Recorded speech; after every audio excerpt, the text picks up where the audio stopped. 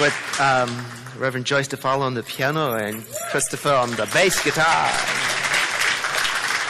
And I am so grateful for the music today, because how the lyrics of all the music we're experiencing today, right from the opening song through this song, through the music that is yet to come, how all of it captures the message for our whole month's new focus about social awareness and personal responsibility. You know, the lyrics just tell us how to do it. Like we started singing in the beginning, how to live in the world is captured in that lyric. How to be aware, how to take responsibility, the opening song. Great starting place. Open my own awareness. That's where I start, because it's the only way I'm going to learn is when I'm open.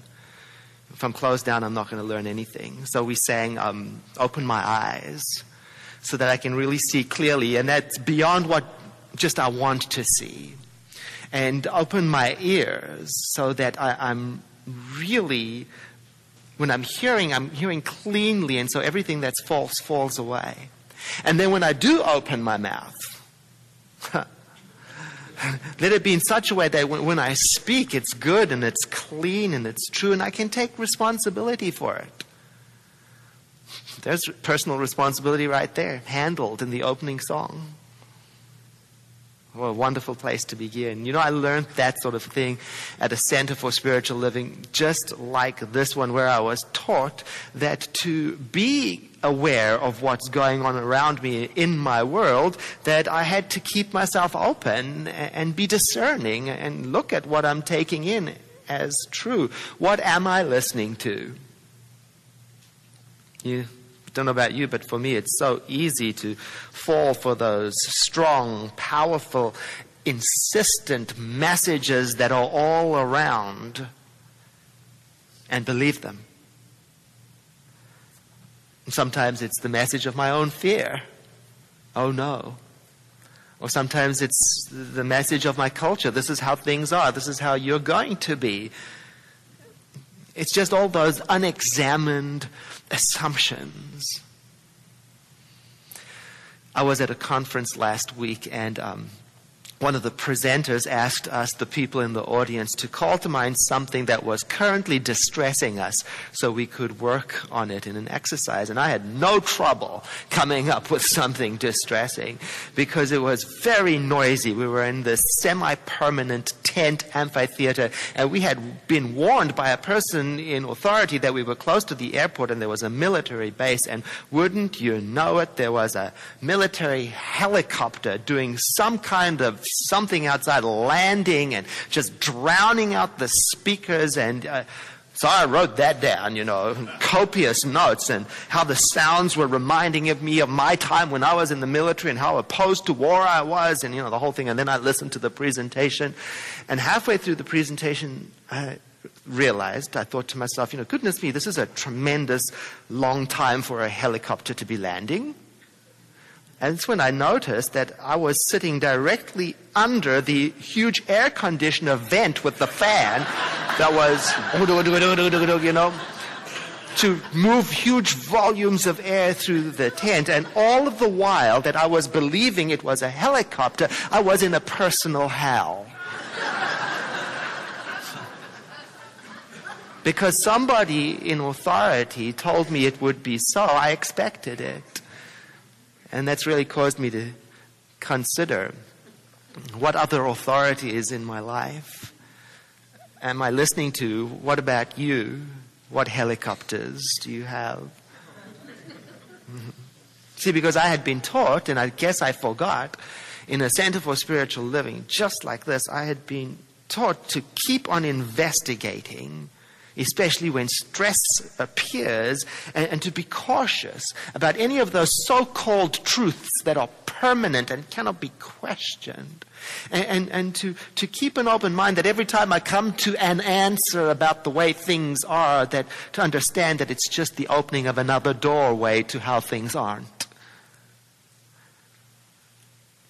To understand with the great zoologist Desmond Morris, who said, you know, the greatest survival tactic that we have as a species is the ability to investigate, so keep at it. Don't just believe what you're told. Investigate it, no matter who says it.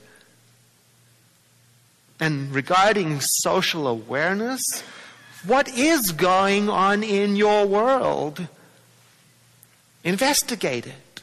Listen to people, especially those people around you that you don't agree with. Our own founder, Ernest Holmes, gave us that instruction in plain English, right in the textbook that we love to read so much, in which he said, we are to analyze, dissect, and investigate until we know the truth. Well, I don't know about you. I don't want to work that hard. Just tell me what to think. I'll think it. Yeah, you know that feeling, So what we're looking at this month is, well, where do I get my information about how the world works? Where am I getting that from? From the news? Good luck.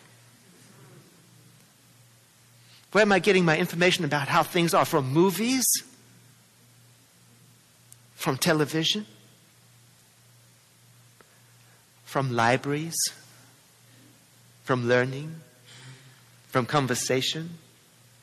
What are the options? In other words, let me this month begin to see if the things that I regularly think and take as authorities, are they actually true?